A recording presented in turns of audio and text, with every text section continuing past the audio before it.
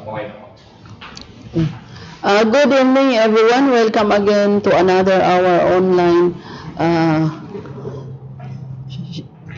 question and answer at live streaming here in Tax Training. I would like to say thank you to all our subscribers. Umabot na po tayo ng 2,920 subscribers. And I would like to say, maayong gabi kaninyong tanan sa lahat ng mga taga-Visayas and Mindanao, sa mga kamag-anakan po natin, kababayan ng mga Ilonggo, maayong gabi sa inyong tanan, sa mga Kapampangan, Maip na Bayong Kaikungan, at all the rest po, dito sa Metro Manila at sa ibang pang parte ng Pilipinas and even abroad. Good evening po sa inyo lahat. Welcome to another episode of this tax training, and our topic for discussions po today, this evening, is about the transfer pricing guidelines. Ito po yung related party transactions na yung mga nakaraan po natin na discussions na umpisan natin, no? So itong mga related party transactions na nangyayari sa commercial at sa financial relations ng mga group of companies, mga conglomerates. So yun po yung pag-aralan natin kung paano po yung kanilang mga economic activities that affects, no, the treatment ng mga transactions na magitan dito sa mga grupo. So shout out tayo, Alvin. Wait lang po. Mga online po natin ma'am today, si Sir Jeff Mark Fernandez. Okay, so shout out po Sir Jeff Fernandez. Tapos si Sir Emmanuel Anislag ma'am. Okay. So shout out po Sir Emmanuel Anislag, no? Good evening and welcome to our online streaming po dito sa tax training. Okay? So balik po tayo sa ating discussion sa ating transfer pricing guidelines. Ayun, ito pong related party transactions na sabi na natin, meron tayong Philippine Accounting Standards 24 that requires disclosure pagka merong mga transaction between related parties controlled by the same group o minamanage ng the same na mga tao. So ano po itong mga tinatawag natin na related party transactions? Ito pong iisa lang ang may-ari, iisa lang ang nagmamanage, pero yung mga business na yan nakakonect sa bawat isa, no? So related party transactions. At dito po sa Pilipinas, meron na tayong tinatawag na transfer pricing guidelines, at ito po ay ginawa noong January 23, 2013. Okay, so ano po yung dahilan? Bakit po nagkaroon ng tinatawag na natin na transfer pricing guidelines? At ano po ba itong principle which is the basis of the adoption of the transfer pricing? So the basis po ng treatment natin sa accounting, sa ating transfer pricing is the arm's length principle. Ano po itong arm's length principle? Ito po yung internationally accepted principle na ang ginagawa ay ihambing or i-compare po itong related party transactions. Ibig sabihin, itong may element of control o itong magkakasama o magkagrupo, ihambing yung kanilang commercial and financial transactions with the independent party transactions, o itong walang control pero sarili lang nila ang transaction nila at hindi apektado po ng tinatawag natin na control sa isang grupo, no? Kasi ano po ang sinasabi ng arm's length principle? Ang totoong transaksyon ay yung walang elemento ng control o yung hindi pinapakialaman yung mga polisiya, yung mga pagpapatakbo ng isang negosyo. Kasi kung may element of control, pwedeng dictated na yung price, pwedeng impose na kung ano yung mga policies, kung ano yung mga gagawin. So hindi na yun yung totoong presyo ng goods or services, no? So in that case, meron na tayong tinatawag na artificial price management. So pwedeng taasan, pwedeng babaan yung presyo ng goods or services to fit the purpose. So, ano po yung purpose ng control sa nandun sa related party transactions at sinasabi po ng Philippine Accounting Standards 24, ang sinasabi po doon is that sa related party transactions may element of control and the purpose is for the benefits, no? The benefits of the group. So, yun. At saka kung i-identify natin sino ba yung nagko-control sa grupo. Ang nagko-control po sa grupo or sa related parties, halimbawa, investor, meron siyang control or may influence siya sa investee o itong kumpanya na saan nag-i-invest siya. Bakit? Pwede siyang mangialam doon sa management, pwede siyang mangialam doon sa mga policies adopted by the investee or subsidiary company. Bakit? To protect its interest in the subsidiary. Bakit? Kasi may pera siya doon in-invest niya. So, anong dapat niyang gawin? Protectionan niya yung kanyang investment so that hindi mawala. No? So, itong transfer pricing guidelines, ano po ang basis nito? Sa atin, dito sa Pilipinas, ang ating transfer pricing law is Section 50 of the National Internal Revenue Code. Ano po yun? Yun yung nagbibigay ng power sa Commissioner of Internal Revenue na meron siyang tatlong pwedeng gawin. Pagka ang income ay at saka deductions hindi na i-report na maayos, sobra ang deductions, kulang yung income, so ang commissioner pwede po niyang i-allocate, pwede niyang i-distribute, pwede niyang i-apportion yung income and deductions so that malalaman talaga kung ano yung totoo, ano yung correct na babayaran na tax. No? Kasi ang purpose nung hindi na i-report yung income at ang purpose na overclaim na yung deductions to lower down the payment of taxes. So in that case, the commissioner is empowered or authorized to make allocation, distribution, or appropriation of the apportionment of the income or expenses para ipalabas talaga at mabayaran yung tamang tax. May question? Okay. So, dito po sa transfer pricing na sinasabi natin, ano po yung background kung bakit nagkaroon po tayo nito? Because sabi po dito, the dramatic increase in globalization of trade lead to harmful tax practices. Bakit? Bakit may harmful tax practices? Kasi meron ng mga expert na hinahire itong mga may pera, itong mga grupo para makatipid sa pagbayad ng taxes, but they are doing it in a legal way. No? Ito yung tinatawag natin na tax avoidance legal way. Pero pagdating na po sa tinatawag natin na tax evasion, yan na po yung illegal way, and that is harmful na talaga sa ating bansa. Bakit?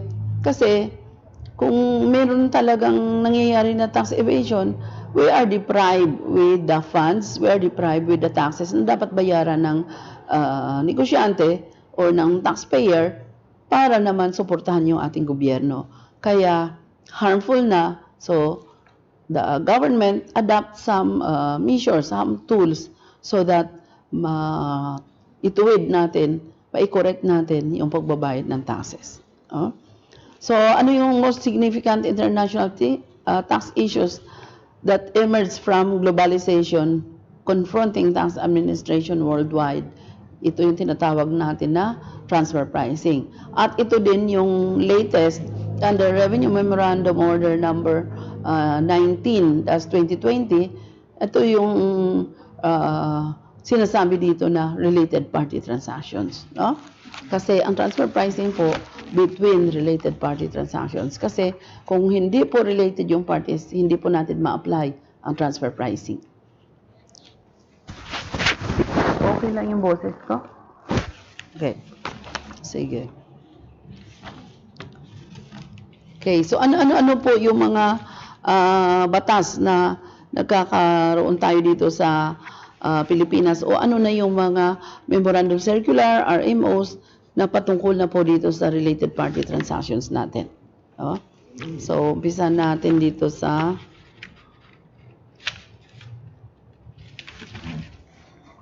okay.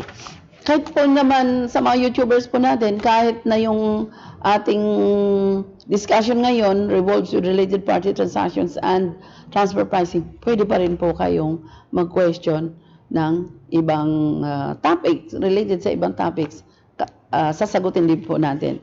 So, ibig sabihin lang, hindi lang po transfer pricing na questions ang entertain natin. No? Any question po. Tungkol sa VAT, tungkol sa withholding, pwede po natin sagutin. Ang tungkol sa bookkeeping or registration. Okay, so ano po yung mga transfer pricing laws natin? We have discussed nung nakaraan, itong sinasabi natin na Article 9 of the OECD Model Convention at saka itong Article 7, 5, and then yung sa Philippine Tax Treaty Model natin. At meron din tayong tinatawag na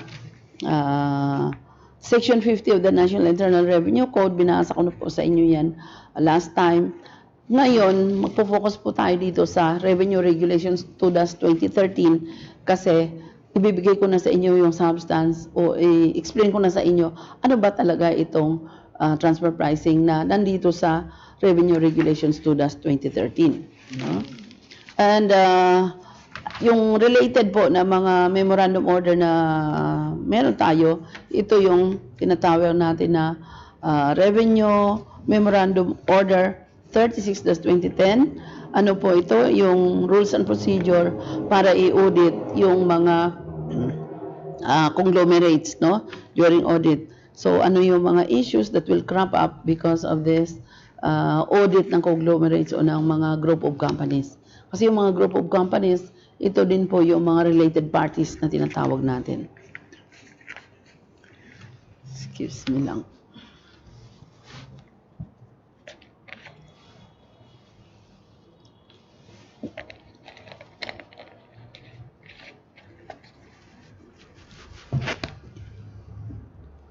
Okay, so we also have Revenue Memorandum Circular 29-2010.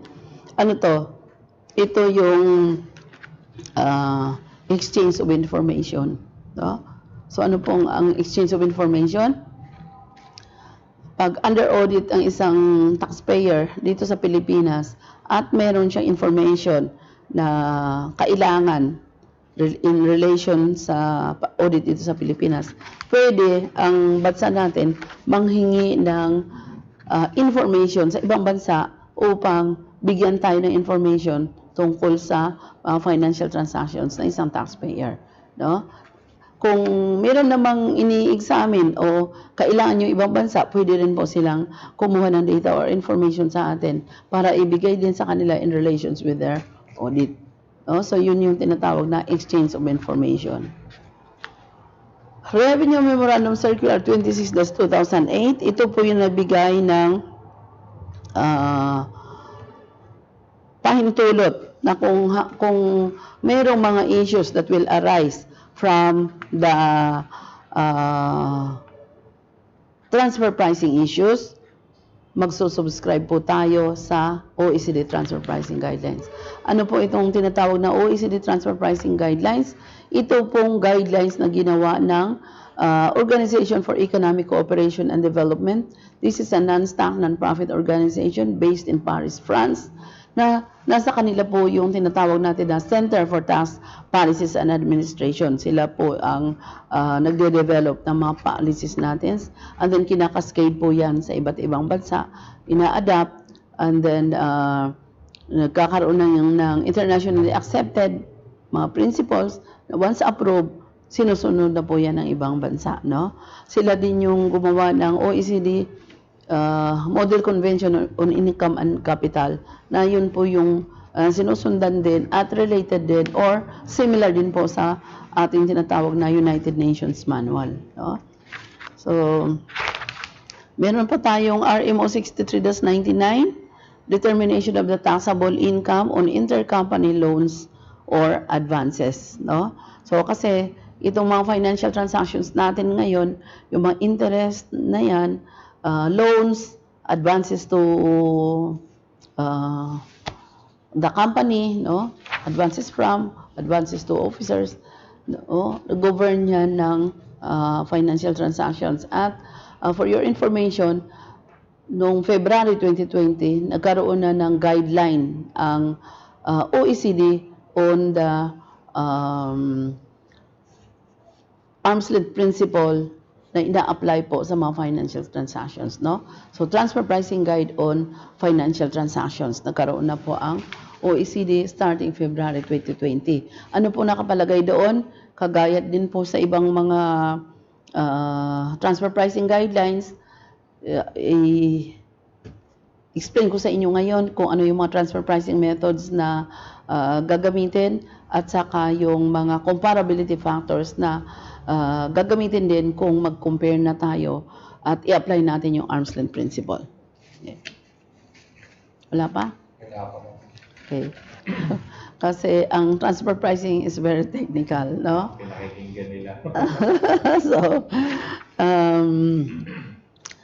So anong sabi po dito sa memorandum or dito sa transfer pricing guidelines, no? 2013 pa po ito at ini-incorporate na po ito during the audit, during the tax audit ng mga cases, kasama na din po yan sa audit. Pero gumawa ang BIR yung RAMO or Revenue Audit Memorandum 2019, last year, na meron separate talaga na transfer pricing audit guidelines. Ano ang mga hinihingi naman doon? Yung documentation about your transfer pricing or related party transactions. At ito nga po yung latest, ito yung BIR Form 1709 na pag meron kayong related party transactions, pagdating na po ng filing ng 2020 returns sa April 15, 2021 na ipafile po natin, kailangan yung BIR Form na 1709 naka-attach po yan sa ating income tax return. Okay? Okay. So, ano po yung definition ng transfer pricing? Sabi po dito sa Revenue Regulations 2-2013, it is defined as the pricing of cross-border intra-firm transactions between related parties or associated enterprises. Pag sinabi nga natin associated, related enterprises. No? So, papaano po ginagawa itong scheme ng transfer pricing? Sinabi po dito sa regulations na ang taxpayer na nandoon sa isang bansa at mataas yung kanyang income tax rate, ang gagawin niya, magkaroon siya ng related or associated enterprise doon sa bansa na mababa lang ang income tax rates, no? So anong gagawin niya? Yung taxable niya, yung income niya, doon siya magpaparegister at doon niya i-remit doon na yung kanyang taxable transactions so that ma-avail niya yung low income tax rate or yung low tax rates, no? So it's a way of reducing your taxes para maliit lang yung babayaran mo. Why? Kasi yung taxes, which is an expense, no, sa ating balance sheet, ay nakaka-diminish o nakakabawas po yan ng assets ng company. Oh? So kung may magawa ang mga companies para makatipid ng taxes, then they are doing that. No? So intra-firm or interrelated transactions, no, accounts for a substantial portion of the transfer of goods and services. No? Pero yung ating mga collection or yung determination natin sa mga taxes na babayaran, hindi po masyadong na kukompute. So, yung taxes na dapat mapunta sa gobyerno, hindi na napupunta. That's why na-diminish or nawawala yung mga collection na para po sa government, to support our government. Okay. So, the revenues na nawala sa intra-related transactions can be attributed to the fact that related companies are more interested in their net income, no? As a whole. Kasi grupo nga sila. So regardless kung saan mapunta yung income, ilagay nila yan doon sa low income tax rate na bansa. Wala pong changes sa treatment. Kasi, since kung ano man yung company nandun sa low income tax jurisdiction na bansa, member of the group. So, ibig sabihin lang, yung savings noon, yung natitipid nila sa tax, napupunta lang, bumabalik lang din po sa grupo. May question tayo. Okay. Galing po ma'am kay Ma'am Marie Grace Randolph, ma'am. Good evening po. Bumili na siya ng book eh. Thank you shout out po, Miss Marie Grace. Ano daw pong... Napakaganda nitong ating YouTuber. No? Ano daw po ma'am yung documents na binibigay pag merong audit ng transfer pricing? Marami po. Consult the Ramo 1-2019. So, nandoon po marami. Ano-ano ang example? Ito yung proof mo or yung documentation mo as to the proper pricing. Ibigay mo yung mga organizational chart ng parent company. In short, yung transfer pricing analysis po. No? So, yun ang number one or unang-una talaga na hahanapin sa inyo. Why? Because the transfer pricing analysis, patunayan niya na arm's length o ibig sabihin comparable yung inyong transactions sa related party transactions and the independent transactions. So, paano nyo naman gagawin itong transfer pricing analysis? Magkakaroon tayo ng comparables. May mga companies tayo na titingnan na dapat yung ating, halimbawa, ang method natin na ginamit ay cost plus or resale price method na ang ginagamit po or kino-compare is the gross profit. So, dapat yung gross profit na yan, hindi malayo o nasa range na acceptable siya for transfer pricing purposes. Kasi kung sobrang taas, sobrang baba naman yung related party, sobrang taas yung independent, then magkakaroon ng adjustment. At ito yung source na magkaroon tayo ng deficiency income tax. Tapos ma'am, galing po kay Ma'am Joanne Magsino. Kung first filing ko po ng 2551Q ngayong second quarter, pwede po ba ako mag-avail ng 8% graduated tax kahit ang nakalagay po sa COR ay percentage tax po? Mag-update po kayo. Kasi sinasabi na po natin sa regulations, in order na maka-avail po kayo ng 8% na option rate, you inform the BIR para tanggalin po yung percentage. Otherwise, madoble kayo. O magkaroon kayo ng open case po sa percentage tax. Why? Kasi when you avail of the option rate, isa lang yung babayaran mo, which is the 8%, and that represents the income and the percentage.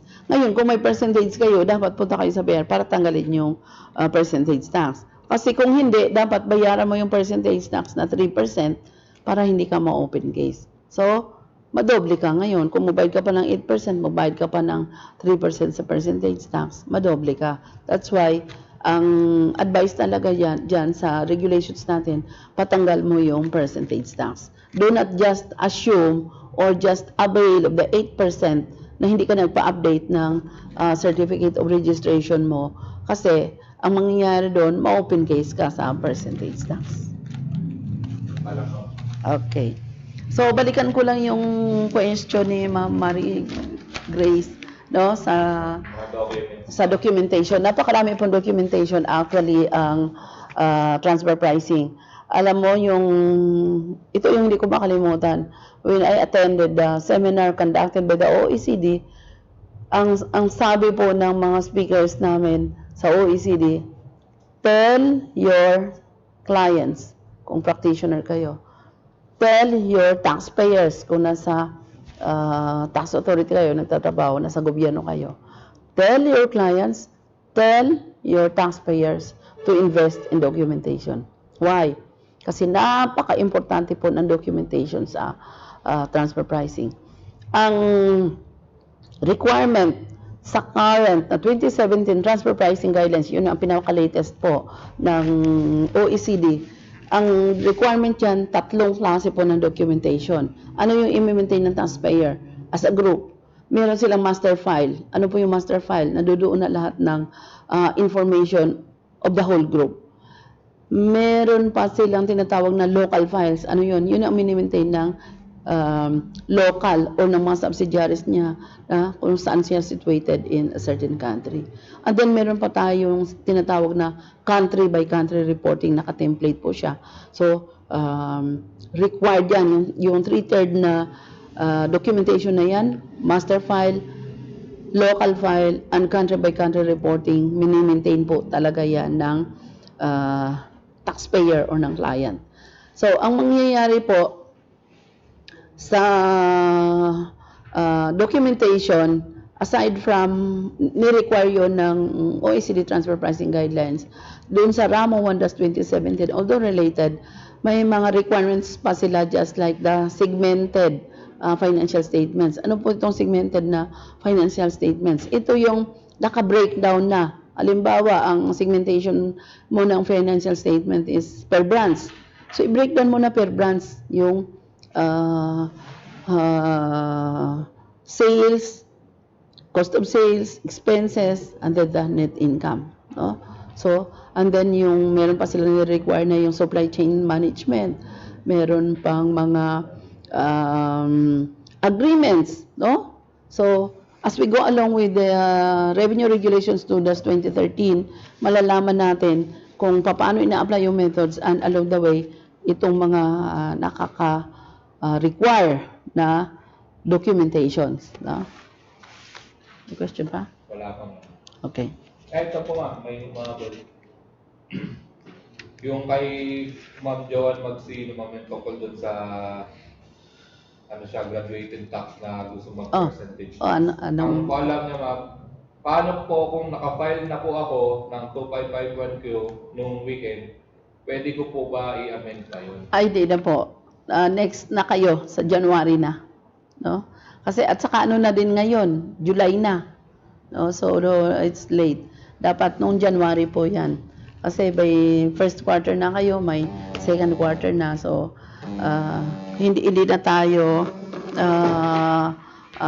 bibigyan ng pagkakataon na mag-option rate. No? So, ang sabi kasi sa regulations, bibigyan tayo ng pagkakataon na mag-option rate sa beginning of the year. No? So, beginning of the year is January. Pa-shoutout daw po ulit. Sabi ko nila, hindi yan narinig nila sa si Mapating Grace daw. Yung paguli ng po kanina. Shoutout daw po ulit. Ito yung latest natin na bumili po ng ating transfer pricing book, Randra, Mary Grace, P. No? Ito yung YouTuber natin ngayon. Tapos si Sir Joe Marie din, naka-online na siya ma'am ngayon. Bumili din sa atin. Si Joe Marie de la Paz. Okay, shout out Joe Maria. Nabasa mo na yung ating transfer pricing. At saka yung tanong niya, kung pwede daw ba na, halimbawa, hindi ka naman CPA, pwede ka bang mag-aral ng transfer pricing? Yes, na yes po. Hindi po ito na pang CPA lang or pang lawyer lang, na exclusive sa kanila yung transfer pricing. Kahit hindi po tayo CPA, we can be a member of the team ng transfer pricing. No? At saka pwede tayong gumawa. Especially, sabi na natin, napaka-exhaustive ng requirement ng transfer pricing sa documentation. So in that case, pwede yung expertise natin sa documentation. So actually, sa dami na nag-aaral ng transfer pricing po dito sa atin, ang concern talaga nila documentation. No? Okay.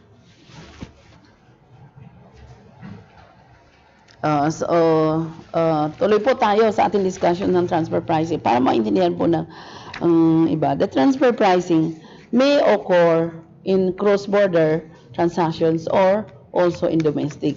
Kasi hindi lang naman yung related parties will involve party in the Philippines and another country.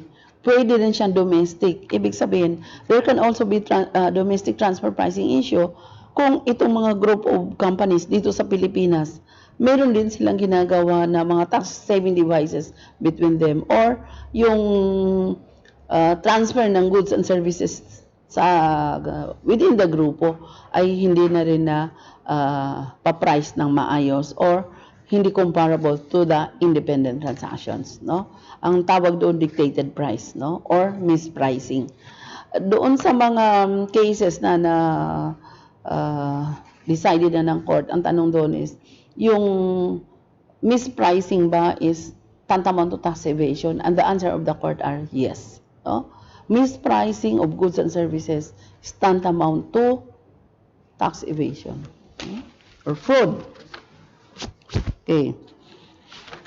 So, sabi po dito sa Revenue Regulations 2013, meron daw domestic transfer pricing issue kung itong income ng sinasabi na nga natin sa mga issues ngayon sa transfer pricing, kung yung income ng isang regular na company na subject to the regular income tax, sinishift niya o pinapasa niya doon sa mga companies na related party din siya na nag-i-enjoy ng mga tax exemptions, no? And isa nga sa common talaga na nangyayari, ito po yung regular na corporation subject to regular income tax rate. Pero anong ginawa niya? Yung income niya, pinasa niya sa foundation. No? So, anong mangyayari pag pinasa mo sa foundation? Wala nang tax. No? So, anong mangyayari? Our government is deprived of the tax na para nandoon sa regular na tax rate. No? Okay. So, anong objective po nitong transfer pricing guidelines natin? Para implement ang authority po ng commissioner to review control transactions and then i-allocate, distribute, yung sabi ko kanina sa inyo, a portion, yung mga income and deductions para ma-collecta talaga yung tamang buwis, no? And also to prescribe guidelines in determining appropriate revenues and taxable income of the party na nandoon po sa grupo para ma-apply yung arm's length principle. At sabi na natin, ano po ba itong arm's length principle adopted by transfer pricing? Ito yung kung ano yung transaction na hindi controlled. Ibig sabihin, independent na transaction. Dapat ganun din ang transaction ng between related parties. Ibig sabihin, the benchmark talaga ng tama o totoo na transaction is that of the independent. Bakit? Kasi wala siyang element of control. And the price is dictated by what is in the active market. At ano po yung nandun sa active market? There is a willing buyer and a willing seller and walang control sa kanila. But nag-i-influence lang doon sa price o sa transaction na ginagawa nila is the law of supply and demand. No? So, available yung produkto, may demand naman sa kabila. So, nagkakabintahan sila ng produkto o nagkaroon sila ng exchange ng services or ng goods nila. Pero kung dictated na o kontrolado na yun ng isang party ang presyo, then it's no longer independent, no? Controlled na ang transactions. Okay. Ano pa? Dito po sa transfer pricing guideline, it requires the maintenance or safekeeping of documents, no? Necessary for the taxpayer to prove that during transfer pricing audit, papakita mo na yung transaction mo is arm's length. No? So the regulations applies to both domestic and cross-border or international transactions. No? So pag sinabi natin cross-border, involves 2 or more countries. Pag sinabi naman natin domestic, ito yung mga transactions na yung mga related parties nandito lang sa Pilipinas. Okay, so anong purpose ng regulations? To follow or i-base natin yung ating guidelines sa OECD methodologies, no? Or OECD transfer pricing guidelines. No? Itong basis ng 2013 na to na transfer pricing guideline is the 2010 OECD transfer pricing guidelines. Pero sa latest, meron na tayong bago na OECD transfer pricing guidelines. Ito yung 2017, no? Okay. So yung section 50, yun ang nagbibigay ng authority sa commissioner to allocate the income and deductions. Pag alam niya na hindi talaga na-declare yung tamang tax at hindi na babayaran ang tax, no? So ano po yung tinatawag dito sa guidelines? Ano itong comparable transaction, no? Comparable transaction is a transaction comparable to the controlled transactions under examination. Ibig sabihin, itong comparable transactions, ito yung hahanapin mo para maikumpara mo sa controlled transactions at mapakita mo, maderive mo talaga yung tamang presyo dun sa transaction. No? Comparable and controlled transaction, independent na parties, no, ang nandoon na nakikipagtransaksyon, whether sale of goods or sale of services.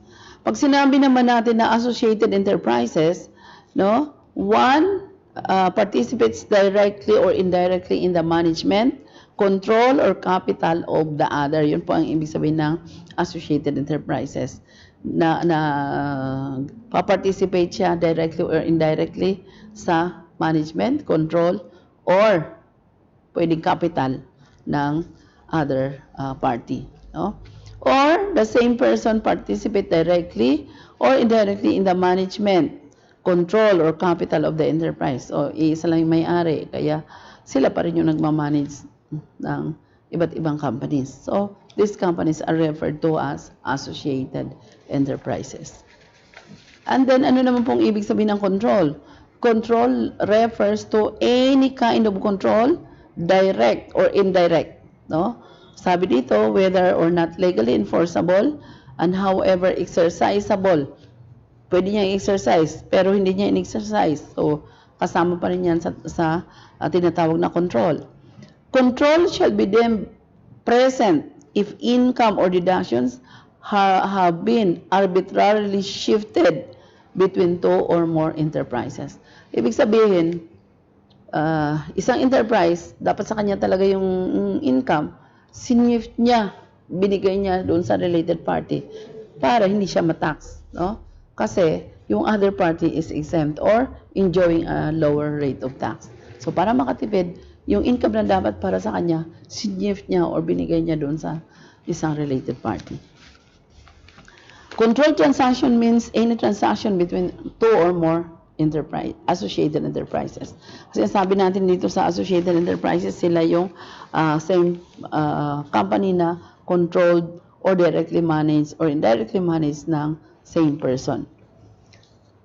Itong hinahanap natin sa transfer pricing, independent enterprises or parties. Ito yung two enterprises are independent enterprises with respect to each other if they are not associated enterprises. Ibig sabihin, walang common or na tao na directly or indirectly manage them at saka wala ding nagpa-participate directly or indirectly na nagko-control sa kanila. Kaya independent sila. So, sa arm's length principle, the independent transaction is the true transaction. Okay, so advanced pricing arrangement determines in advance the controlled transactions.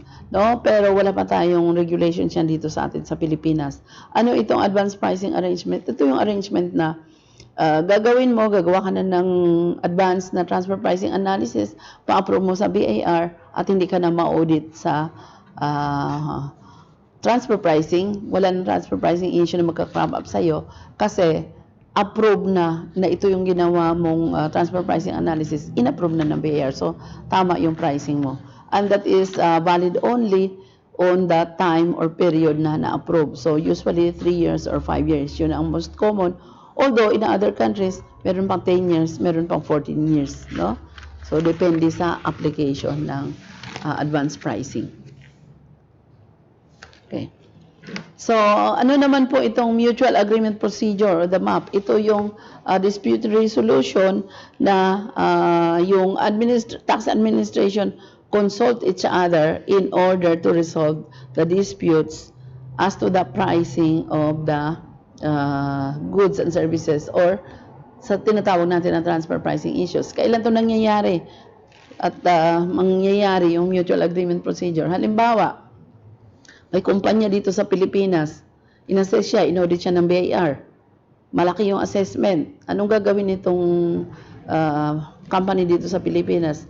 Since meron siyang tinatawag na affiliate or related party na nandun sa ibang bansa, di ba ang sabi natin, kung malaki ang tax dito, i-shift natin yung income doon sa kabila. So, sa transfer pricing naman, ibalik niya yung income dito at dito itatax. Since ganun ang senaryo, ang sabi ng taxpayer, yung income na yan, for tax purposes, binayaran ko na dito sa aming bansa. So pag kinuha nyo yung income na yan, binalik nyo sa Pilipinas na yung tax dyan, bayad na namin, magkaroon ng double taxation. No? So ano po yung iniiwasan ng kaya na may mga international convention? Ano po ang iniiwasan? Ang double taxation para hindi dalawang beses lagyan ng tax ang isang transaction. Bakit? Kasi hazardous po siya sa economy. Bakit? Para din-discourage mo yung mga nagninegosyo na magnegosyo, mag-produce ng goods and services para magamit ng mga tao.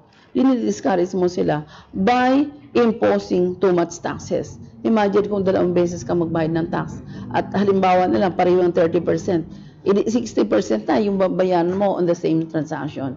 Kaya din-discourage po talaga ang double taxation. But in the event na willful o sinidya din talaga na hindi babayaran dito sa isang bansa, binayaran doon dahil nakatipid, ang sabi po, kahit nasabi na natin ang double taxation ay dinidiscourage, but in some cases, nangyayari talaga at mangyayari, especially kung na-deprive yung isang bansa on the tax na dapat sa kanya. So magkakaroon po ng double taxation. Wala pa? Wala pa ma'am. Mukhang nakikinig sila ng mahigit. Actually, international taxation po yung pinag-uusapan natin ngayon. No? And these are very technical subject po. No? So, since 2008 ko po ito na tinutukan na and then ma-appreciate mo once you know transfer pricing, may enjoy mo siya at saka ma-appreciate mo siya talaga at makikita mo na these are really work of the intelligent people. Kasi yung mga scheme, yung mga ginagawa na pamamaraan talagang pinag-iisipan. No? So ano naman po itong tinatawag natin na arm's length principle? No? So the BIR adopts the arm's length principle para i-determine yung transfer prices ng related parties. No? Ano po yung concept dito? Ito yung arm's length principle, ito po yung nakapaloob dito sa Article 9 of the Model OECD Convention. Ano po yung sinasabi niya? Sa Article 9, ang sabi po doon na kung merong financial transactions and commercial transactions, yung isang company pero related party siya, and yung income na dapat nandoon sa isang enterprise, pero by reason of control, by reason of magkasama sila sa isang grupo o related parties sila, hindi isinama doon sa profit of that enterprise. Anong gagawin? The profit of that enterprise may be included in the profit of the other enterprise and taxed accordingly. So yun po yung sinasabi sa Article 9 of the Model OECD Convention. At dapat yung presyo or yung price ng goods or services, financial relation, commercial transactions should be similar yung independent enterprise at saka yung controlled enterprise or yung related parties. No? So dapat similar daw sa independent party. Kasi kung hindi sila similar, then that can be adjusted and taxed accordingly. No? May question ma'am. Okay. Si Ma'am Mary Grace ma'am. Okay. Up to ilang percent po na pwede mas malaki ang transfer price versus arm's length transaction? Depende po yan sa transfer pricing analysis kasi based on the transfer pricing analysis, pag gumawa ka na ng comparables, depende sa gagamitin mong methods. Halimbawa, gross profit, no? Ang ginamit mong method. And then dito sa gross profit, nagkaroon ka ng range because gumamit ka na ng comparables mo at ang range ng comparables mo, it turns out na ang gross profit range mo halimbawa is from 7% to 15%. So, ano ba yung pwede maging acceptable? No? Sabi ng OECD, the acceptable would be between 25% to 75%. Pag more than 75%, sobrang laki na siya, hindi siya acceptable. Or kung below 25% naman siya, sobrang mababa na, hindi na siya acceptable. No? So sa atin wala pa namang sinasabi ang BIR na ito talaga yung acceptable range. So depende yan sa transfer pricing analysis, depende sa industry, depende sa result ng mga gagawin natin na matrix para doon sa comparables na ginamit natin. Although there was a time na gumawa din po ang BIR during the time of Director Valeroso po natin, siya yung author doon sa benchmarking, na gumawa po sila ng benchmark per industry, per region, no? So nandoon na yung data or information about construction, about restaurant, about the wholesaler. So yung data na yun, ginamit yun na parang benchmark, no? Parang accepted siya na dapat sa restaurant business, ito dapat yun. So kung mababa ka, mag-adjust ka, no? So, depende po yan sa industry and depende sa analysis po na gagawin. No? Sige. So, arm's length principle requires transaction with related party to be comparable conditions and circumstances. Dapat comparable siya with the independent party. Talagang para tayo pong silang plaka sa transfer pricing. Palagi tayong bumabalik na independent transactions comparable with related party transactions. Kasi dyan po talaga umiikot ang study ng transfer pricing. No? So, papaano natin i-apply yung arm's length principle? No? So, sabi dito, meron tayong transaction or margin to be benchmark. No? Ang tawag po dyan, comparability analysis. No? So, anong mga steps para pag gumawa tayo ng comparability analysis? Because comparability analysis is the heart of transfer pricing. So, ibig sabihin, kung magko-compare tayo, o hindi natin maiwasan, hindi tayo mag-compare kung pinag-aaral natin or ginagawa natin yung transfer pricing analysis. So, anong mga steps? No? Step 1, sabi po dito sa Revenue Regulations 2-2013, conduct a comparability analysis. Yan ang step 1 talaga. Ano yung comparability analysis? I-compare mo ang independent party with that of the related parties. So, saan ka kukuha ng mga comparables mo, i-compare mo? Doon sa same industry, same market. Because you cannot compare ng naiibang industry. Dapat within the industry, within the same business. Dapat i-compare mo, same. Hindi yung ibang klase. Halimbawa, restaurant. So, restaurant, i-compare mo sa ibang restaurant. Halimbawa, construction, i-compare mo sa ibang construction companies. Hindi pwede na construction, i-compare mo siya sa merchandising, no? Or sa transportation. Hindi pwede. And then, step 2, identify the tested party and the appropriate transfer pricing method. So, sino itong tested party? Ito yung ginagawan po natin ng analysis or ginagawan natin ng study. No? Step 3, determine the arm's length results. No? But in some cases po, dito sa tested party, we can also make use of a third-party tested party. Kaso lang, kung gumagawa tayo ng transfer pricing analysis at third party pa yung gawin natin ng tested party, it's very costly, especially na ang problema or ang constraint talaga sa transfer pricing analysis are the availability of information. No? So, step 3, determine the arm's length results. Ano yung arm's length results natin? Ang sabi natin, pag kinumpare natin yung related party transactions with the independent transactions, dapat similar sila. No? Kung hindi sila similar, mag-a-adjust tayo to make them similar.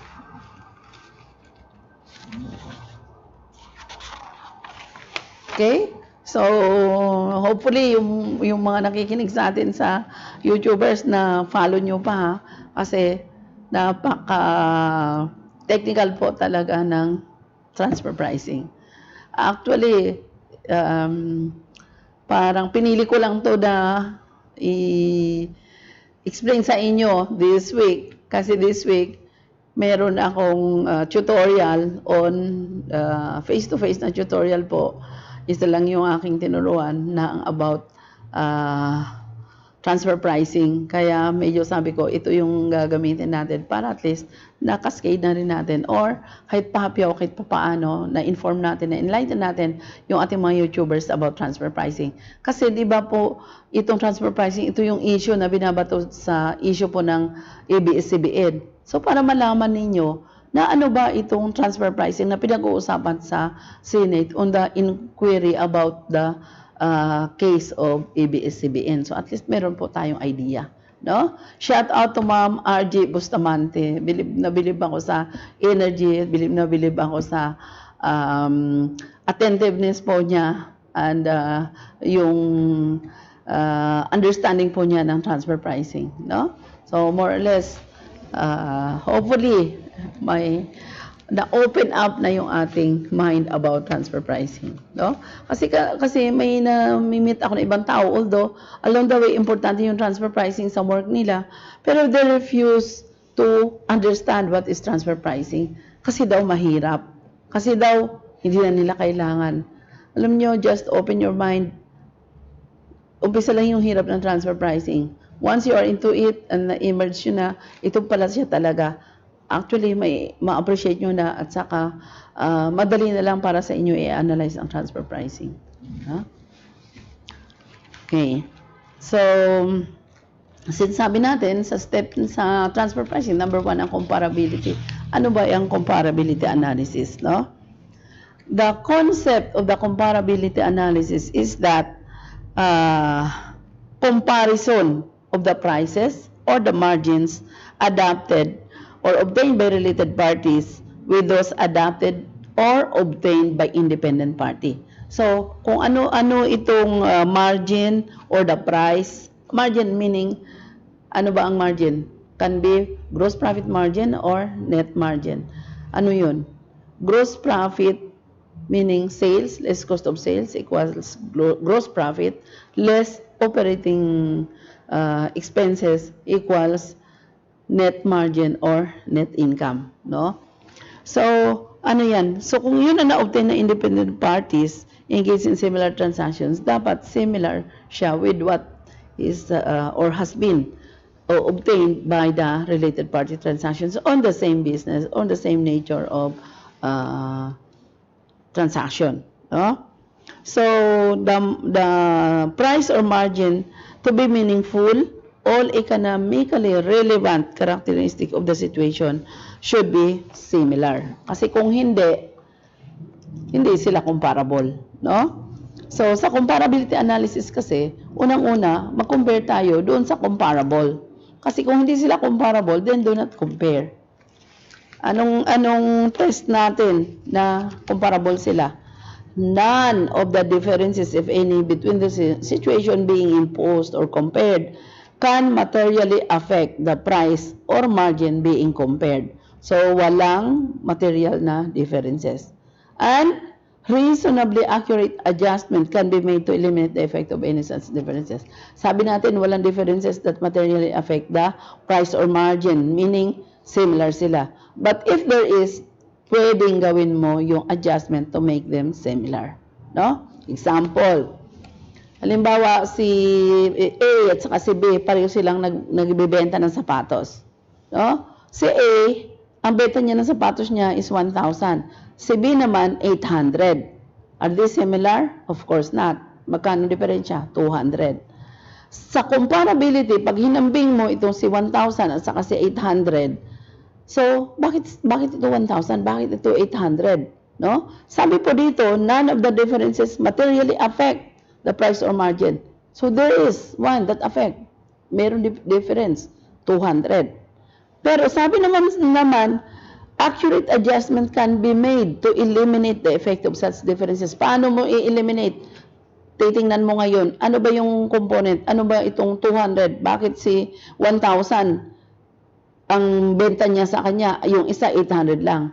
Ayun, tingnan mo ngayon kung ano yan, eliminate mo. Nung nag-analyze ka na, nakita mo na itong 200 pala, kasi si A na nagbenta ng 1,000 sa sapatos niya, meron siyang ginawa na additional expenses na packaging, pinaganyan nyo yung packaging, Tapos yung warranty, nandun pa sa kanya, and then meron pa siyang advertisement. Unlike dito sa nagbenta ng 800 na binili lang niya yung sapatos, yung cost of sales niya, and then binenta niya, nang markup siya ng konti, kaya 800 lang yung benta niya. So, anong ibig sabihin yan? Doon sa pag-compare mo ng 1,000 at saka 800, yung difference na 200 na account mo. So, you make them similar. Tanggalin mo ngayon yung 200 na additional na expenses para doon sa 1,000. So, you make them similar. Nagiging pareho na silang 800. Na-identify mo, na-pinpoint mo yung difference na 200. So, you make them similar. Okay. So, what are the factors that affects comparability? 5 po. Kaya pag nag-aral tayo ng transfer pricing, dapat memorize natin to. Ano tong 5 na comparability factors? Anong ibig sabihin?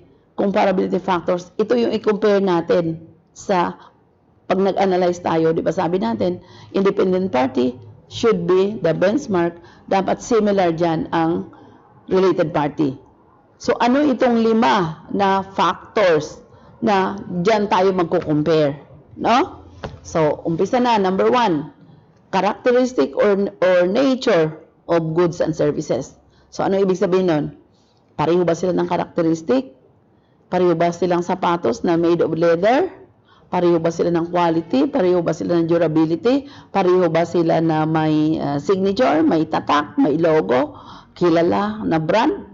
So, dapat characteristic and nature of the goods. Kung sa services, ganun din. No? Pangalawa na comparability factors na dapat natin malaman pag nag-compare tayo and nasa transfer pricing tayo. No? Pangalawa is the FAR analysis. Ano po yung FAR analysis? These are the functions, the assets, and the risk.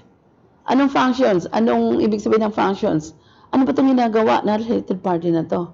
At ano din itong ginagawa ng independent party na to? No? Kasi pag gumagawa po ako ng transfer pricing analysis, ang number 1 ko na source of information as to classify kung ano yung functions ng company na ginagawan mo ng analysis. Ang tinitingnan ko na una, yung purpose niya, yung SEC documentation niya, na nandoon yung nature.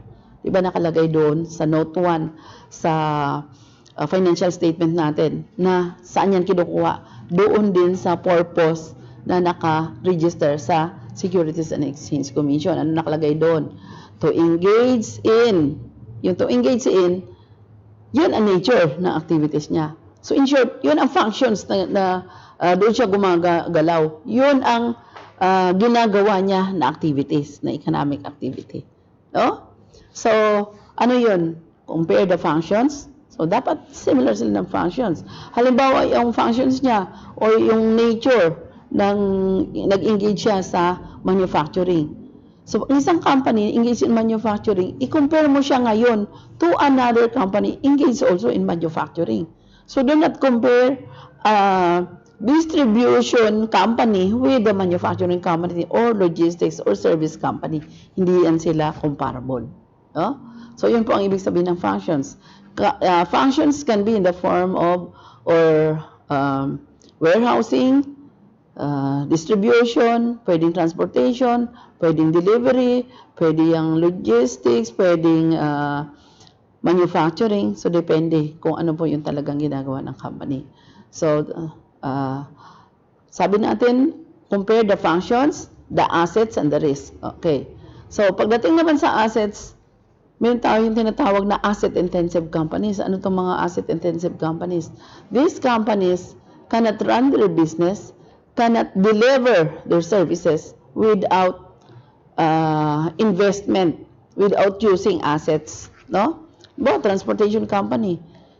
Pwede ka bang magkaroon ng transportation business na kung halimbawa airlines ka, wala kang aircraft. Kung halimbawa bus company ka, wala kang bus. Kung halimbawa shipping company ka, wala kang ship. Of course not. Kaya ang tawag dyan, asset-intensive company. No? Kasi mag-i-invest ka talaga sa assets so that magampanan mo, magawa mo yung business mo. Pagdating naman sa risk, paano yun? Sabi natin, functions, assets, and risk. Ito yung tinatawag natin na FAR analysis. Pagdating sa risk, there are risk-driven businesses or business activities. Ano itong mga to? Ano yung mga risk? Number one, halimbawa na lang banks.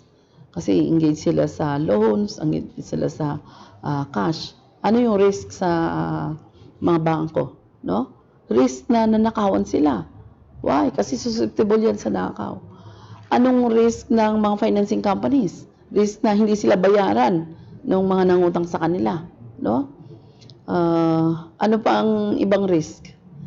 Risk ng nasa perishable business, no? Halimbawa, yung business mo, tusino, yung business mo, restaurant, the risk na mabulok yung mga pagkain mo, no? Perishable. So, those are risks in business.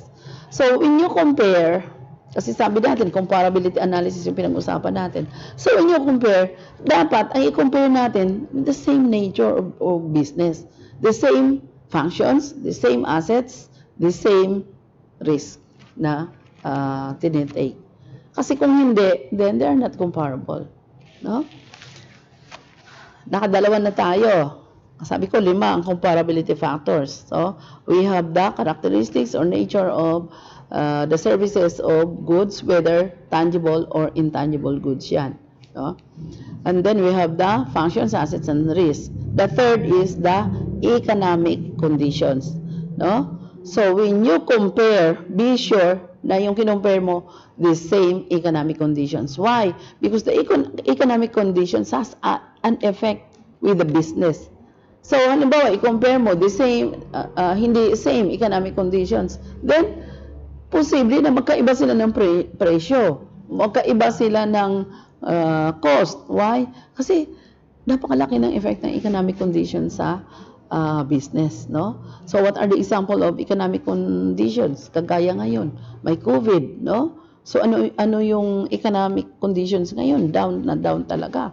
Kasi, nag-stop or very limited lang yung business na gumagalaw ngayon. So, down ang business. No? So, same economic conditions. Ano pa? Same market, no? Conditions. Same market share. The demographic profile, dapat pareho yan. Or, halimbawa, yung tinatawag na lean months, no? May mga peak season. So, dapat we consider those conditions when we compare. No?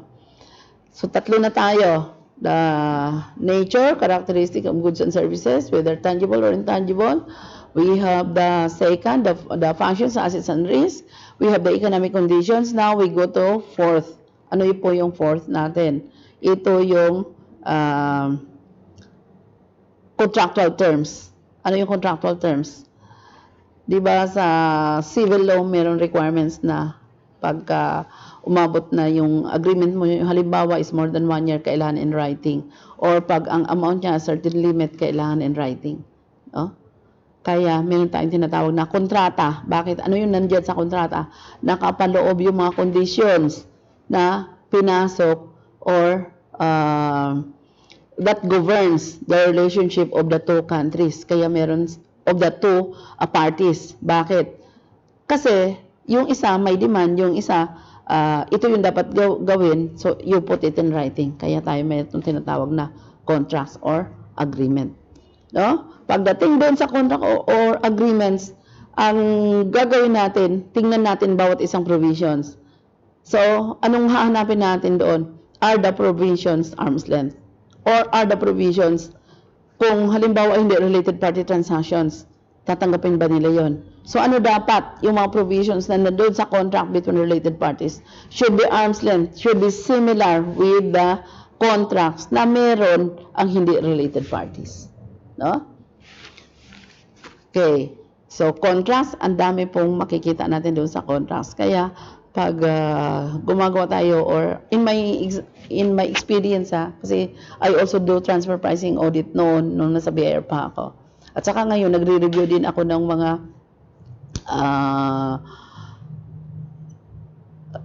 gumagawa na rin ako ng transfer pricing analysis ngayon with my client, no? So ano yung mga recommendations natin and sometimes dito sa mga contracts. I told, halimbawa, during sa deliberation, may team tayo, may kasama tayong mga lawyers, I always tell my teammate, na halimbawa, nagda-draft kayo or gumagawa kayo ng contract for the clients, be very specific with your provisions. Especially provisions for taxes. At isa pa, sabi ko na very clear kayo as to the withholding, as to kung sino talaga yung in charge doon sa or liable doon sa mga taxes. Do not be silent with the provision of taxes. Excuse me. Shout out ka muna. May mga question dalawa. Sandali lang. Sige ma'am. Ang sarap kasi magsalita na tuloy-tuloy. Ang problema, ano yung lalamunan mo because over the day, nag-lecture na ako, no? So, extra to sa akin ngayon. Nag-lecture ako for 8 hours, so pang 9, 10 hours ko na to nasalita. But I enjoy, ano? Okay. Sige. Ay, sandali lang pala, mabitin tayo. Tapusin ko lang ha. Kasi nasa fourth factor na tayo which is the contract or the agreements, no? So based on my experience na gumagawa na ako ng transfer pricing analysis, itong kontrata, itong contract, best source din to ng transfer pricing issues. Ano makikita mo doon? Remember na arm's length ang pinag-uusapan natin. So, dapat yung mga provisions na nandoon sa kontrata are arm's length. Hindi biased or one-sided lang or dictated lang. Kasi, sa dinami-dami na no, ng mga cases decided by the court, especially in the foreign jurisdictions, talagang makikita dyan sa kontrata kung may element of control. No? At saka kapag may element of control yan, nawawala na yung independent na pricing, controlled na. So, pwede na ngayon na mag-adjust ang tax authority. No? Hindi na niya susundin yung pricing na ginamit ng related parties. Pwede na siya mag-adjust and then collect the deficiency taxes. So, we have 4 comparability factors. Kaya ngayon tapusin na natin yung pinaka-5th. 5 yan Pag nag-compare ka, ito yung mga factors na i-compare mo lahat-lahat. Kasi kahit anong klase pa na study ang gagawin mo, dito lang umiikot ang transfer pricing. Ang pang-5 is the business strategies adopted by the company. Ano yung business strategies? Halimbawa, ang isang company, new entrance to the market, para maka-gain siya ng share in the market, babaan niya yung presyo niya, o kaya gagastos siya sa advertisement, o kaya mamimigay siya ng product promotion, mura lang yung product niya. So, posible siya na, because of the business strategy na gagawin niya, pwede siya mag-incur ng loss, no? Pero ang sabi naman ng guideline, pwede kang mag-incur ng loss, but it's temporary. Hindi naman pwede na you will be in business na forever loss, no? So in some decided cases, even the most controversial case in transfer pricing, no, yung GlaxoSmithKline, ang unang sinabi talaga doon is, bakit for how many years loss ka, no? So question mark na kaagad yan. Bakit you are in business? At pag binalikan mo yung loan economics, you are in business for profit. So, bakit pumapayag ka na 7 taon na, 5 taon na, tuloy-tuloy ang loss mo and still you are in business? No? So, question mark ka na. So, hindi pwede na gumawa ka ng, halimbawa, business strategy mo na loss ka. Ano tuloy-tuloy yung loss mo? Dapat temporary lang. No? Ano pa yung business strategy na pwede mong gawin? Nasa sa iyo yun, no? Kasi hindi ka naman pakikialaman kung anong gusto mong gawin sa negosyo mo. But, be sure na yung business strategies na ginagawa mo, hindi ginawa in order to diminish or hindi ka na magbabayad ng tax. No? So, business strategies are only temporary. So, nakalima tayo. Balikan lang natin. We have the nature or characteristics of goods and services. Whether tangible or intangible yung goods natin. And then we have the functions, assets, and risk. We have the economic conditions. We have business strategies, and the contractual terms. No? So yun po yung 5 comparability factors natin. That when we compare independent party transactions with that of related party transactions, dapat yung mga factors na yan, lahat yan, wala tayong makakalimutan. No? Posible pa na mga ibang factors that will come in, pero yung 5 na yan, i-apply po talaga lahat yan. Okay. So ma'am, question ko. Galing po kay Ma'am Jai sa may Games. Okay. Okay. Ma'am, kailangan po ba magpagawa ng resibo sa BIR yung tulad ng sari-sari store? Yes po, kailangan. Especially, registered na tayo sa BIR. One of the mandatory requirements once registered na po kayo sa BIR is for you to keep or maintain a receipt, no? Kasi di po ba ang sinasabi natin, wala pong exemption kasi ang resibo once na nasa business ka eh. Sino lang yung mga exempted? Ito lang po, under revenue regulations with us one, itong mga nasa market na engage sila in agricultural products, itong sa meat, itong mga gulay, ito yung fish, no? Kasi sabi ng revenue regulations with us one, hindi sila nag-i-issue ng resibo. Pero yung sari-sari store, na yung mga item dyan ay mga manufactured na, processed na, i-issue po talaga ng resibo, no? So, ano yun? Yung resibo sa BIR ba pinapagawa sa printer po. But, since pag nandun kayo sa BIR, nandun din yung mga printer. Kaya ang sabi ng iba, sa BIR ka na magpagawa. Actually, hindi naman po BIR ang gumagawa dyan, yung mga printer. And these printers na gumagawa ng resibo are accredited printer po ng BIR. Ma'am, ito po, galing ulit kay Ma'am Mary Grace.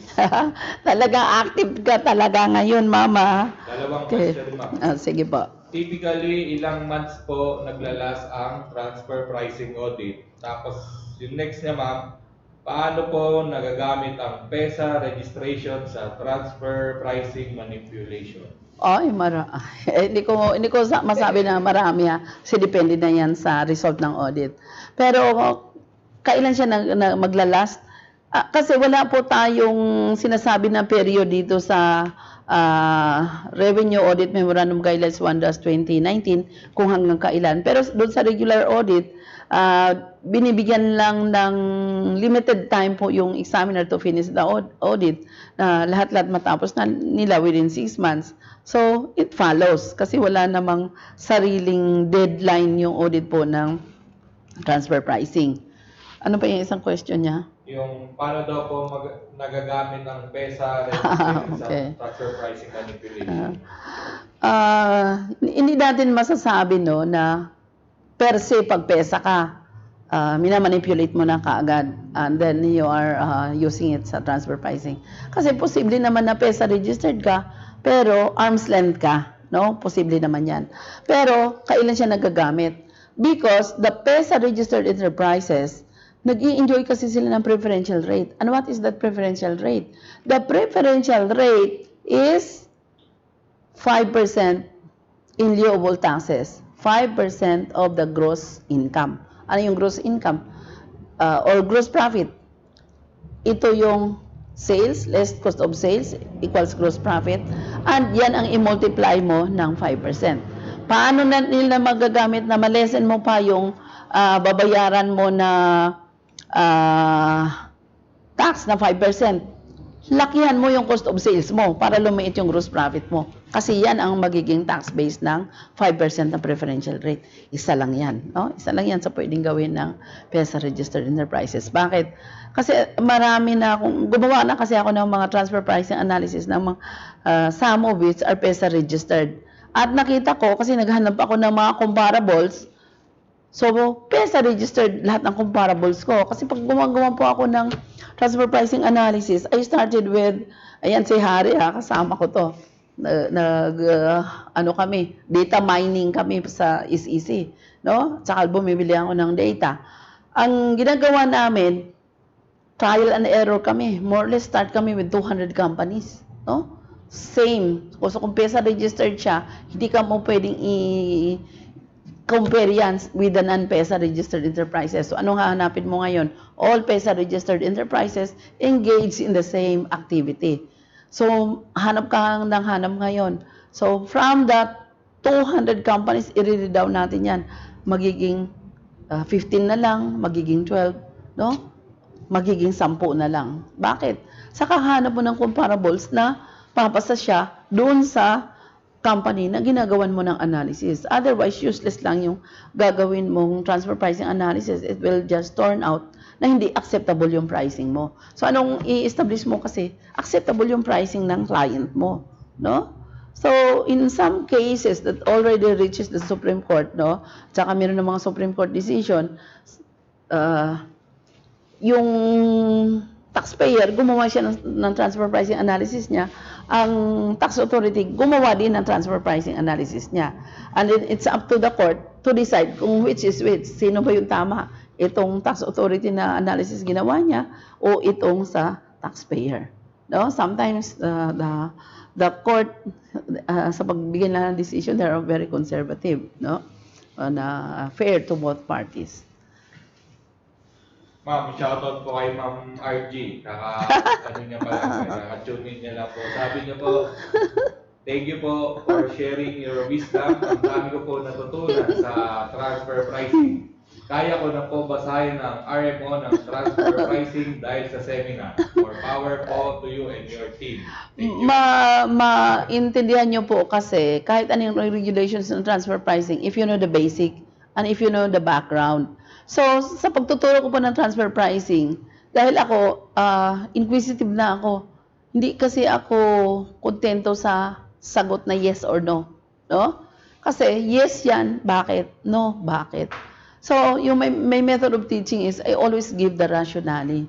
No? So, paano mo maintindihan yung isang bagay kung hindi mo alamin kung bakit siya naging ganito?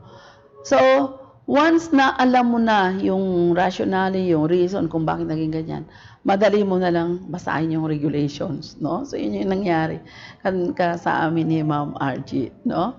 And then, thank you din, Miss RG, no? Ang dami mo sharing at saka ang dami mo rin naibigay na feedback.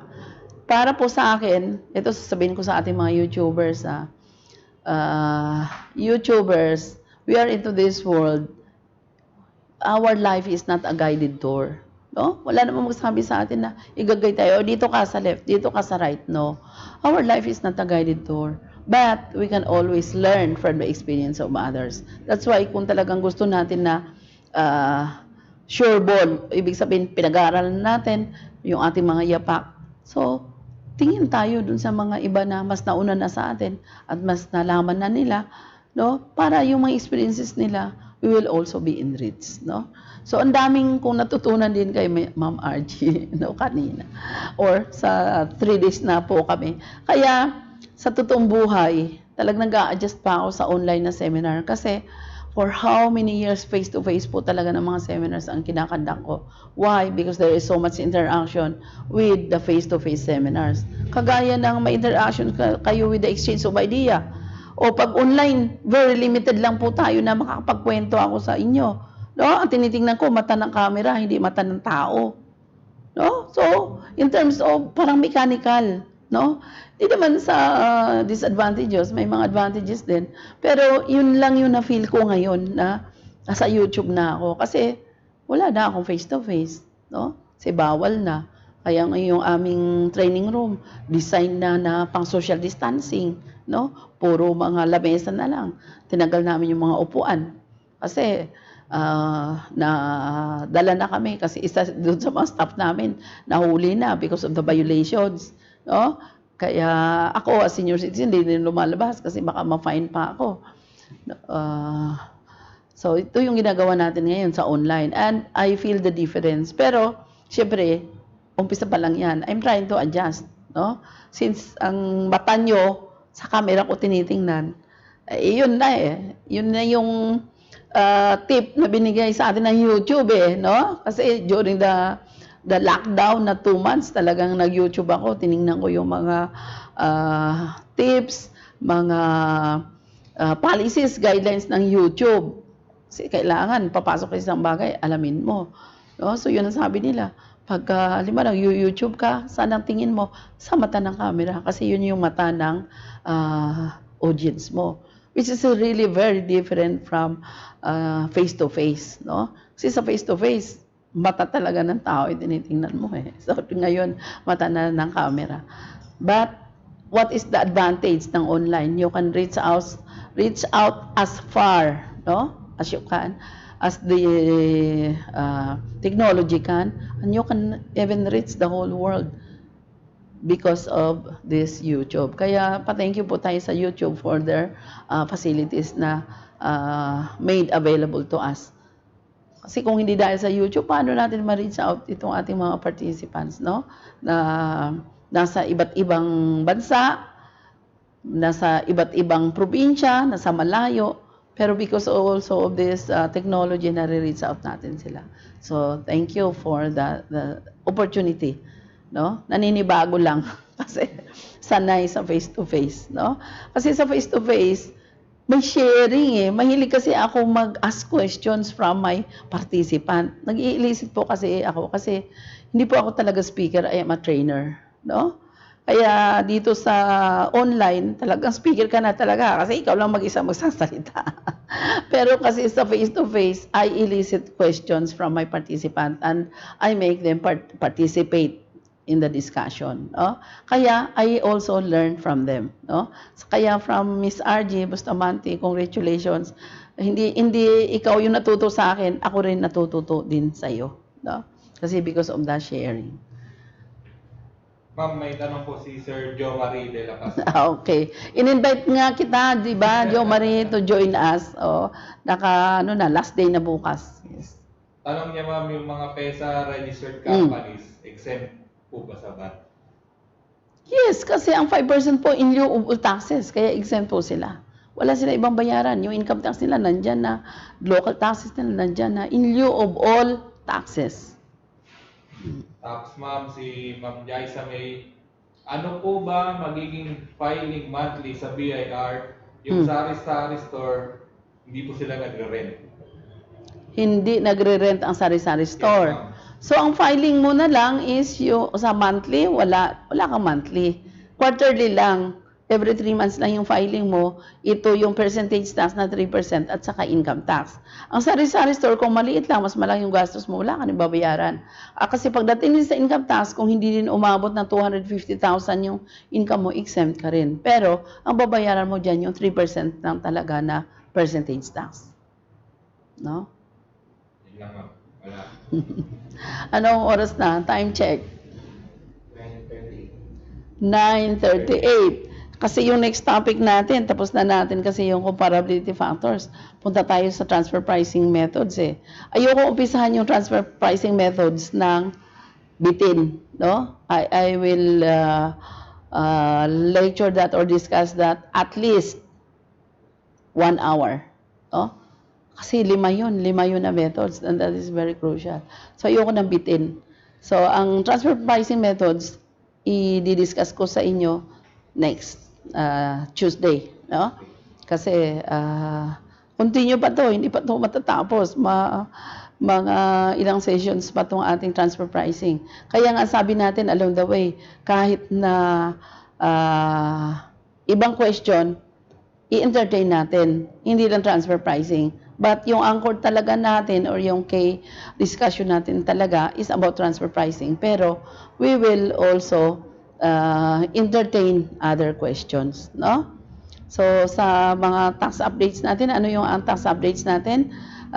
Kumustahin natin yung ating mga online sellers. Ang dami na pong online sellers. Thank you sa inyo. Ang dami na pong nag-register, no? Na online seller. Kasi, you start only with registration, no? So, kung nag-start kayo ng registration, it follows na yung ating compliance. At wala na tayong iisipin pa. And for your information, participate ako sa isang webinar po ng OECD or the Organization for Economic Cooperation and Development. Ito po yung Center for Tax Administration in the world. Sila yung mga gumagawa ng mga tax policies. Ano po yung nakikita nila ngayon? Because, di ba, nagkaroon tayo ng COVID. Ano yung mga development na nakita nila? The increase in the use of digitized business. So ano po itong increase in the use of digitized business? Halos lahat ng bagay online na. And in fact, we encourage people using online technologies, di ba? Yung selling, nandyan na. Yung studying, yung mga schools. Diba? Even public schools now, online na rin. So, ano na ngayon yung mangyayari? Even our businesses, nasa online na. So, ano mangyayari next to that? So, our taxation also, our tax authority would be online na.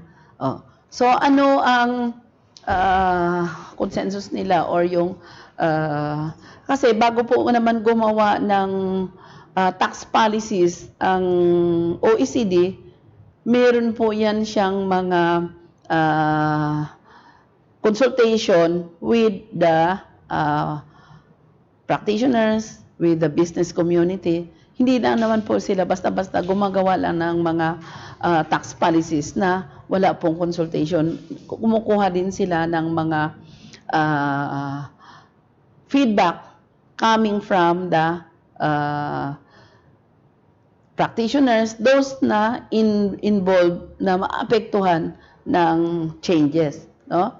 So yung nakaraan na webinar ng OECD, maraming nagpa-participate at nagbibigay ng mga reactions. So after ng may mga deliberations na, saka pa lang po sila gagawa ng mga policies. So ano po yung policies na binubuo o ginagawa ngayon ng Center for Tax Policies and Administrations?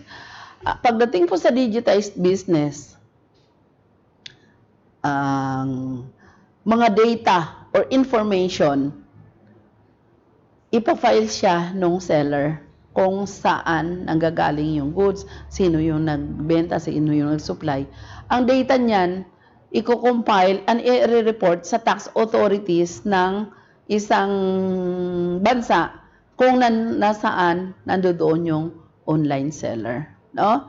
So halimbawa, because of the nagpo-purchase ka, supplier mo halimbawa nasa US, doon yun magre-report sa US yung supplier mo. But yung report na yan sa tax authority ng US, which is the IRS or the Internal Revenue Service of US, yung report na ibibigay doon ng supplier mo would be gagawin nyo ng IRS na available doon sa customer o doon sa mga bumibili na sa bansa ng mga bumibili o ng mga customer nila. So, paano yun?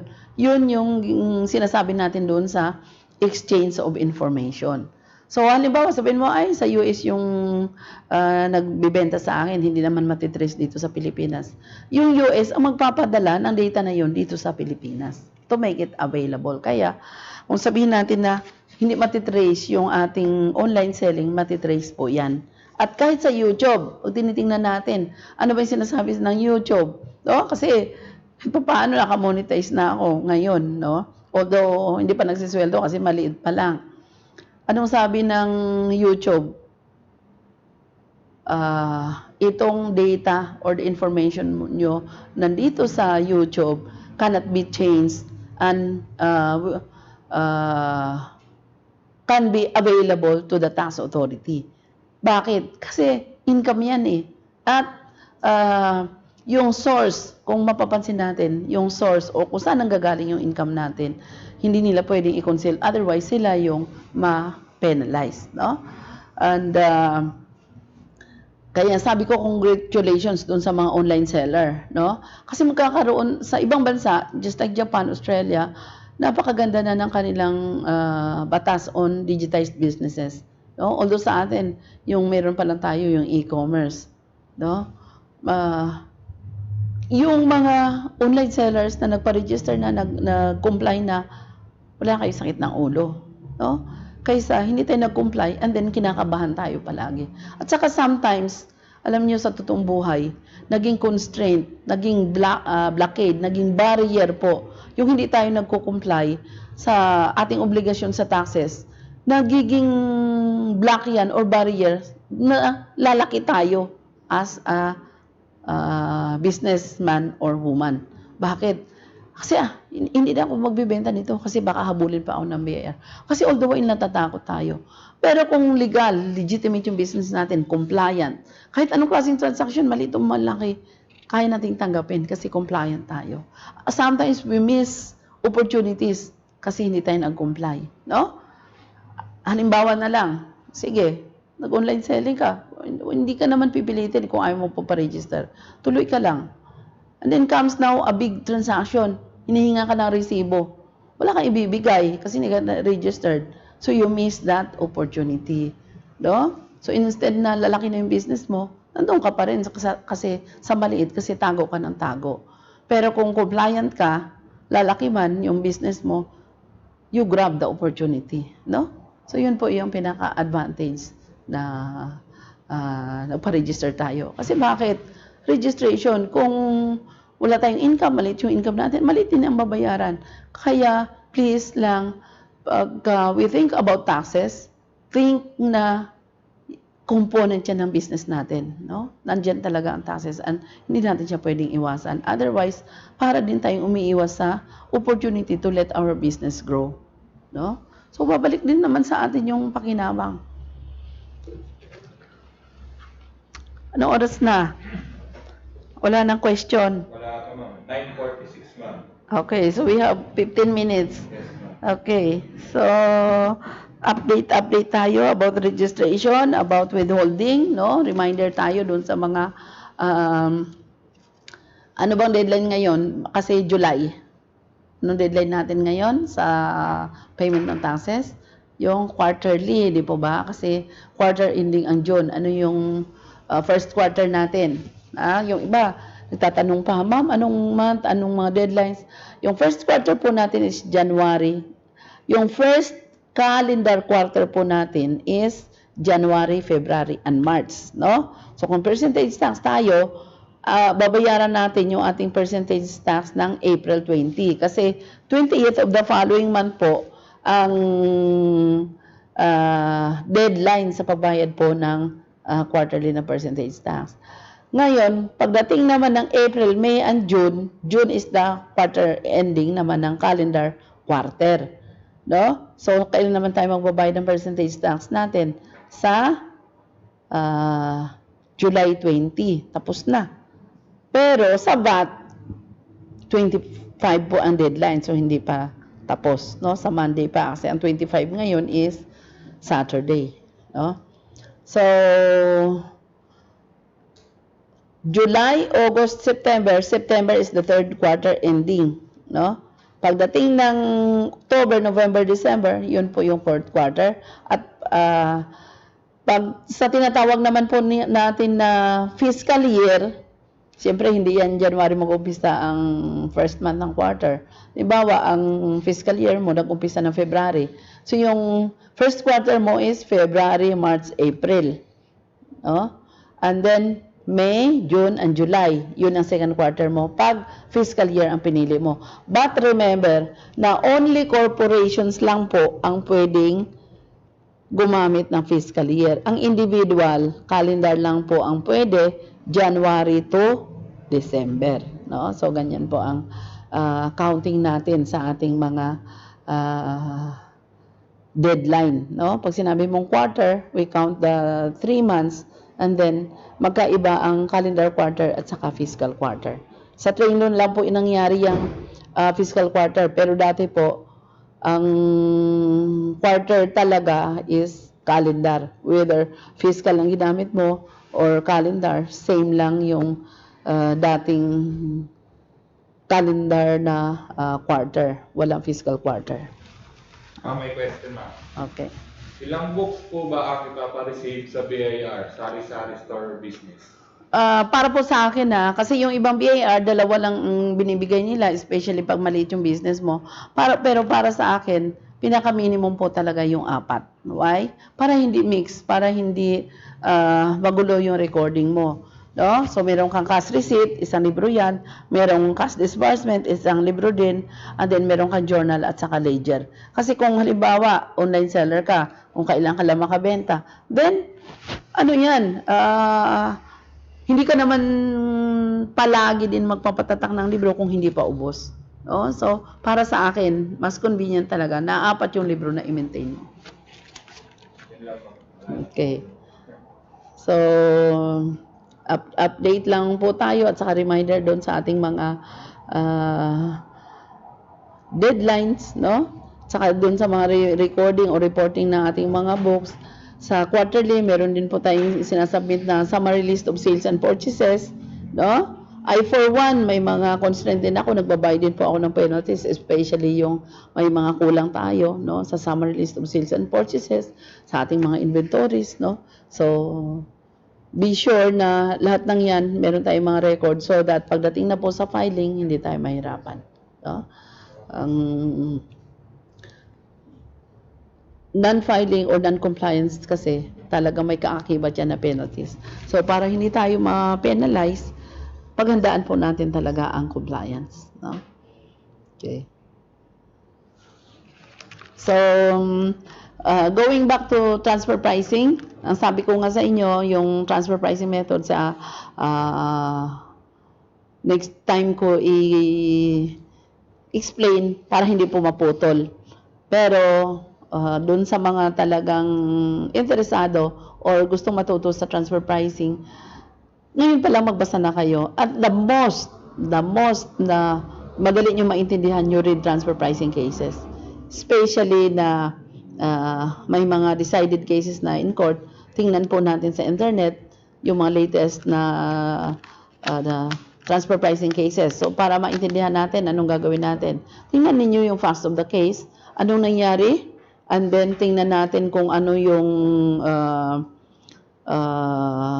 ginawa ng korte, nung dinala na sa korte ang dispute, and then after deliberation, mga offer of evidence, counter offer of evidence, mga nangyari doon during the trial. So, anong naging decision ng korte, tingnan po natin, no? Kasi mas lalo natin ma-appreciate. But, of course, yung nga sabi ni Ms. RG kanina, na hindi po natin maintindihan kasi yung case kung wala tayong background on transfer pricing. Parang, ano ba yan? Ano ba yan? Pero kung maintindihan na natin, we start with the basic talaga po ng transfer pricing para ma-appreciate natin yung mga cases. At yung pinaka end point, end product, or the end result natin is magiging transfer pricing analyst tayo. So, yun po yung ino-offer namin actually. No? So, akin na yung book natin. Oh. May question po muna kay Happy. Bilang nagpapa-up. Ay! Bilang nagpapa-up naman. Oh. Ma'am Kiara Perda, ma'am. Ngayon lang siya ulit na ma'am. Tanong ko lang, may penalty po ba pag mag-register ka sa BIR ng voluntary, pero yung business permit na bago ay nakuha mo ng January 2020? Business permit meaning sa City Hall. Yes, ma'am. No? New yung business permit. Ang sa City Hall po kasi, ang 30 days lang binibigyan ng BIR, dapat nagpa-register ka na. No? In that case, mag-i-impose sa iyo ng late registration ng BIR, no? Pero makiusap ka na hindi ka pa talaga ng umpisa. Pero ang alam ko, pagka mayroon ka ng business permit at hindi ka naka-register sa BIR, nagbibigay sila ng late registration, no? As to how much, sila na po yung nade-determine, yung district na mismo, kung saan ka magpaparegister. Wala na po. Okay. So, ito po yung basic transfer pricing natin. This is 500 pesos. Ang ini-explain po dito is the Revenue Regulations 2-2013. No? Mag-a-update pa tayo on the audit at saka itong sa 1709 na related party transactions, i-update pa natin yan. Pero, kung mag-umpisa kayo dito sa book na to, maintindihan niyo yung basic ng transfer pricing. Kasi hindi naman po yun nagbago. Especially the discussions about related party transactions, about control, about the arm's length principle, nandito po. Madali lang po siyang intindihin. No? At saka yung mga economic conditions sa business, so maintindihan po natin. Why? Because transfer pricing is economic taxation. So ano po ang pinag-aaralan sa transfer pricing? The economic activities of the business, no? So, as sa paggawa natin ng transfer pricing analysis. Okay. And for the information ng iba, yung course po namin na ino-offer namin, yung 5-day certificate program for transfer pricing, this is monthly, no? Yung 5 days na yan, ino-offer na natin yan on a monthly basis. And starting August, anong date natin sa August, Hari? 17 to 17, 18, 19, 20, 21. So 17 to 21, we will make it available online, no? So ang gamitin po natin is Zoom, no? So 5 days po 'yan para tayong uupo din tayo, kaso lang syempre distant learning, pero 8 to 5 po 'yan, no? And kasi ang request po ng iba is pre-recorded video. Pero this time, since hindi pa tayo nag-record, live. Pero we will make it available also na kung hindi kayo maka-attend ng 8 hours, pwede kayong mag-replay. No? We will make it available doon sa mga nag-register. But it's not available for public. No? Kasi meron na po tayong fee dyan. And how much is the fee? Nabigay na ba nila ni Sir Eugene yung fee? Yes. Kasi po sa face-to-face natin is 25,000 po yung 5 days. Pero pag sa online, we make it na mas lower po yung ating charges, no? And we make it already monthly. So kung meron tayong August, September, October, November, December. And December po, since certificate program po siya, meron pa tayong requirements na gumawa kayo ng transfer pricing analysis. Kayo yung maghanap ng industry na gagawa nyo or your own company. And then gagawa kayo ng transfer pricing analysis. And then meron tayong comprehensive examination on December 19. No? And then mag-a-award din tayo ng certificate also on December 21, no? So magiging certified transfer pricing analyst po kayo. Sino po yung nag-recommend niyan sa akin? The CHED or the Commission on Higher Education. Kasi ang sabi niya sa akin, yun na din yung pinakatulong mo dito sa Pilipinas since may available knowledge kayo about taxation. So, i-offer nyo yan para makatulong kayo sa ibang mga tax professionals, no? So, CHED po mismo ang nag-recommend sa atin yan. And, aside from that, ito naman po mga seminars namin para sa mga CPAs, pinapa-accredit din po namin sa PRC since I am an accredited CPD provider para magkaroon din po kayo ng units, no, sa CPD. No, sa continuing program for development ng mga CPAs, no. Pero sa ibang mga course hindi pa po siya accredited, sa CPA lang po, no. Okay. Anong oras na natin? 9:58. 9:58, dalawang na lang, no. So shout out po tayo si Miss Anging, palagi yang nanonood sa atin from Toledo, no. Shout out natin yung mga ibang YouTubers natin na nagdi-discuss din ng tax, no? Thank you din sa inyo. Bakit? Kasi pareho tayo ng topic, pareho tayo nakakatulong po sa ating mga YouTubers, no? Kasi bakit? Napakarami po ng mga taxpayers na nangangailangan. So, yung mga gumagawa ng mga ganitong pagtuturo, so salute po tayo sa kanila kasi ang hirap po ng subject na taxation, no? Napakahirap. Kahit yung mga kumukuha ng bar exam, kumukuha ng mga board exam, ang hirap po. Kaya yung mga gumagawa ng lectures on taxation, thank you po sa inyo. So shout out din kay Lon Halandoni, no? Shout out, YouTubers din po sila at magaganda din yung mga ginagawa nila about taxation.